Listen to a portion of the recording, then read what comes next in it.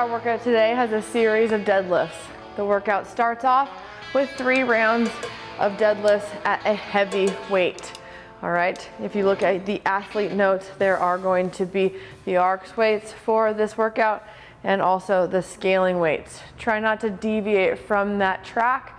Really try to stay with what is listed in one section.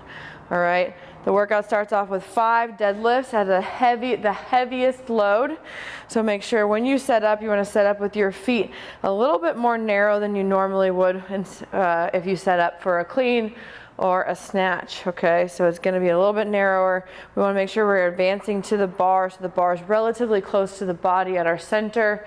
And then as we decide to go down, we want to make sure that we are sending our hips back. We're hinging at the waist, and then we drop our butt to grab it so that we have a nice vertical shin. We're gonna make sure that our head and our spine is nice and neutral. We have a nice flat back. And then as we go, we're gonna brace down into the middle, push down into the ground, and stand up quickly. We're only standing so that our shoulders, hips, and heels are all in one line.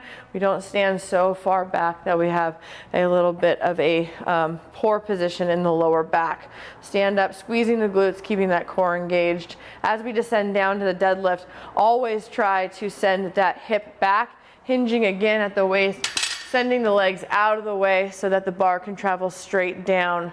We have a tendency for people to get a good deadlift on the way up, but on the way down, people unlock their legs and slide it down. This is a compromised position for the lower back, and it's really dangerous, can result in injury. So please be careful. Remember, shoulders and armpits over the bar as we send those hips back, and then we can drop down slightly once the bar passes the knee. Okay, so our deadlifts will all be the same conventional deadlift. We will have, for the first round, 5 reps. And then with the second movement, we're going to be doing V-ups. So from here, we're going to have our feet stretched out. We have 10 V-ups, that's both legs. We want to make sure we utilize that hollow position first, pressing that core down and bringing those feet up nice and high so that you can actually compress your body and get a good touch of the toe. The goal here is on the V-up. Let's go ahead and try to keep our legs straight. That might be that you can only touch your shoelaces, your ankles, or your shins, but really trying to keep those knees nice and locked out.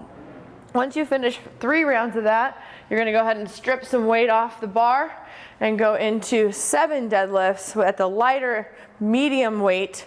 Okay, we have 7 deadlifts, and then we go into 10 alternating V-ups for 4 rounds. So now we have one leg that stays in the ground. It actually is going to push into the ground, so it's a little bit easier to raise those legs up. We're gonna go ahead and complete 5 on each side. Once we finish 4 rounds of that, we're gonna strip the bar again. It's gonna be our lightest bar. We're gonna go ahead and complete 9 deadlifts, and this time we're gonna have 5 rounds with a straight leg sit-up, okay? So 9 deadlifts and 10 straight leg sit-ups, keeping those legs nice and straight, pressing down into the midsection as we sit up, touching our toes. Again, if you're scaling, you're touching your ankles, shins, or knees. Your legs stay straight.